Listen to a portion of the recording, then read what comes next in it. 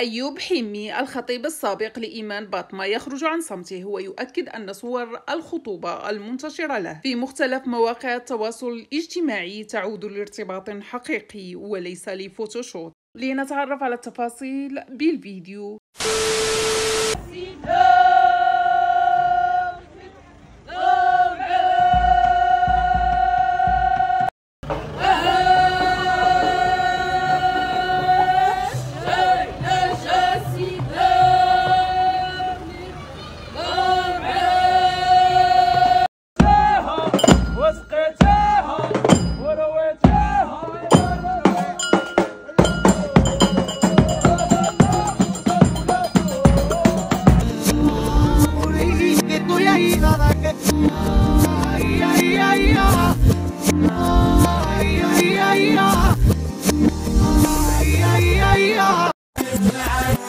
صارين بجعكه وناين بجعكه وفلا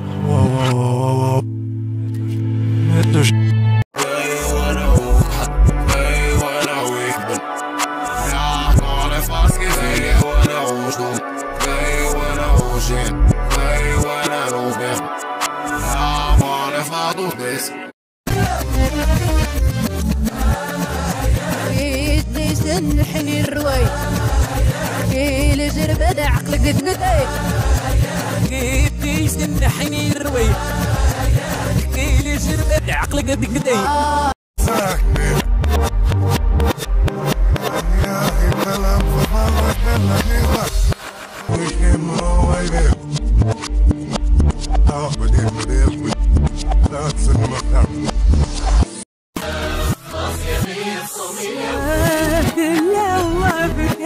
مش النادي قطع لي ولا صراحتك قطع للراس يبي صومي وسافر.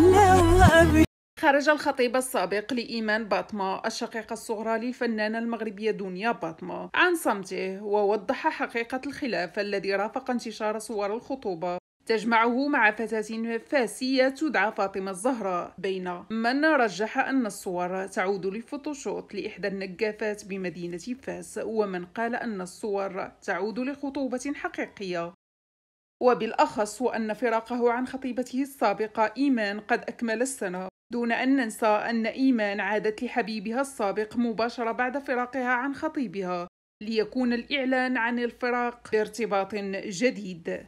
خرج الفاسي أيوب حمي وأكد أن الصور تعود لخطوبة حقيقية، كما نشر فيديوهات توثق الخطوبة وشارك مع متابعيه صورا لخواتم الخطبة، وعبر عن حبه لخطيبته الجديدة. ويذكر أن أيوب حمي ما زالت تربطه علاقة جيدة مع كل أفراد أسرة باطمة، فما زالوا إلى يومنا هذا يتابعونه على حسابه الشخصي على الإنستغرام.